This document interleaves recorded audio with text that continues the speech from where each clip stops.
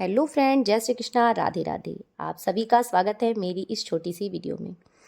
आज की वीडियो के माध्यम से हम जानेंगे कि चैत्र नवरात्रि 2025 में हमें व्रत का पारण कब करना है। जो भी 9 दिन का व्रत रख रहे हैं इस नवरात्रि में, उन्हें व्रत का पारण कब और किस प्रकार से करना है, तो भूल से भी हमें ये गलती ना हो, तो इसके लिए हमें पूरा वीडियो देखना होगा और ध्यान से देखिएगा। वीडियो अच्छा लगे, यूजफुल लगे तो लाइक कमेंट शेयर करना बिल्कुल ना भूलिएगा। इसके अलावा अगर आप हमारे चैनल पर नए हैं तो चैनल को सब्सक्राइब कर लीजिएगा, बेल आइकन भी दबा दीजिएगा ताकि आने वाली वीडियोज़ की नोटिफिकेशन आप सभी को मिलती रहे। चैत्र नवरात्रि की नवमी पर कन्या भोजन हवन के साथ व्रत का पारण भी किया जाता है, तो बहुत ही विशेष महत्व होता है व्रत का पारण का। नवरात्रि के व्रत पारण में कुछ खास नियम होते हैं जिनके द्वारा ही हमारा व्रत फलित होता है, अर्थात उसका पूर्ण फल हमें प्राप्त होता है। तो इस बात का हमें विशेष ध्यान रखना होगा। तो चलिए जानते हैं किन किन बातों का हमें विशेष ध्यान रखना होगा। पारण के लिए कुछ विधि होती है जिसके करने ना करने से गलती या जो है सही क्या होता है, उसके बारे में हम आज जानेंगे। चैत्र नवरात्रि की शुरुआत 30 मार्च से शुरू हुई है और ख़त्म अब होगी 6 मार्च 2025 को। तो नवरात्रि की महानवमी की समाप्ति होगी। चैत्र नवरात्रि पर पारण नवमी तिथि की समाप्ति तथा दसवीं तिथि के आरंभ में किया जाता है। इस साल चैत्र शुक्ल पक्ष की नवमी तिथि 5 अप्रैल 2025 को रात्रि 7:26 से शुरू होगी और इसका समापन 6 अप्रैल को रात्रि 7:22 पर होगा।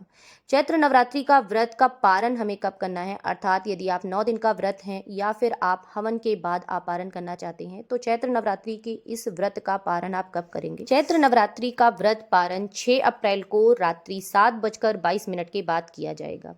इस समय नौमी तिथि समाप्त हो चुकी होगी और 10वीं तिथि आरंभ होगी। तो जैसा कि आप सभी को पता है कि नौमी तिथि के बाद ही पारण का करने का विधान है, मतलब बहुत सारे लोग आप 10वीं तिथि में करते हैं और बहुत सारे लोग नौमी तिथि के समापन पर ही कर लेते हैं। तो जैसी आपकी इच्छा हो, जैसे आपके घर में चलन हो, आप उस हिसाब से कर सकते हैं। इसके अलावा बहुत सारे लोगों के घर 10वीं तिथि जिस दिन आरंभ होती है यानी उदया तिथि के अनुसार व्रत का पारण किया जाता है। देखिए, बहुत सारे मतभेद हैं, तो जो आपके घर में प्रचलन हो, जिस तरह से आप इसके पहले पारण करते हो उस तरह से ही करिए। बहुत सारे लोग होते हैं कि नवरात्रि के चौथे पहर में, मतलब लास्ट पहर में, आखिरी पहर में पारण कर लेते हैं। और बहुत सारे लोगों के यहाँ ऐसा होता है कि 10वीं तिथि जब आरंभ होती है, उदया तिथि में उस व्रत का पारण करते हैं। तो यदि आप उदया तिथि में व्रत का पारण कर रहे हैं तो 7 अप्रैल दिन सोमवार को आप विधिवत जो है इसका पारण कर सकते हैं। कुल मिला के पारण के 2 समय हैं। 6 अप्रैल रात्रि 7:22 के बाद नौमी तिथि समाप्त हो जाएगी, तो उस अवधि में आप चाहें तो उस दिन आप पारण कर सकते हैं। अन्यथा आप उदया तिथि में पारण करना हो तो 7 अप्रैल को सुबह 6:22 के बाद आराम से नहा धोकर फ्रेश होकर उसके बाद जो है व्रत का पारण करें। लेकिन नवरात्रि के व्रत का पारण करने से पहले कन्या भोजन और हवन अति आवश्यक होता है, अर्थात कन्या भोजन और हवन किए बगैर व्रत का कोई भी पूर्ण फल आपको प्राप्त नहीं होता है।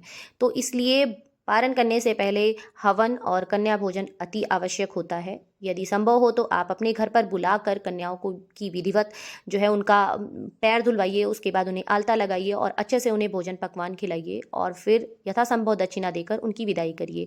यदि नहीं संभव है, किन्हीं कारणोंवश आपको कन्या नहीं मिल सकती हैं, तो आप 9 जगह पर खाना निकाल कर आप गौ माता को खिला सकते हैं या फिर आप मंदिर में दान कर सकते हैं।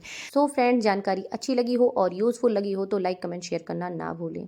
जय श्री कृष्णा, राधे राधे। आप सभी को अष्टमी और नवमी तिथि की बहुत सारी शुभकामनाएं।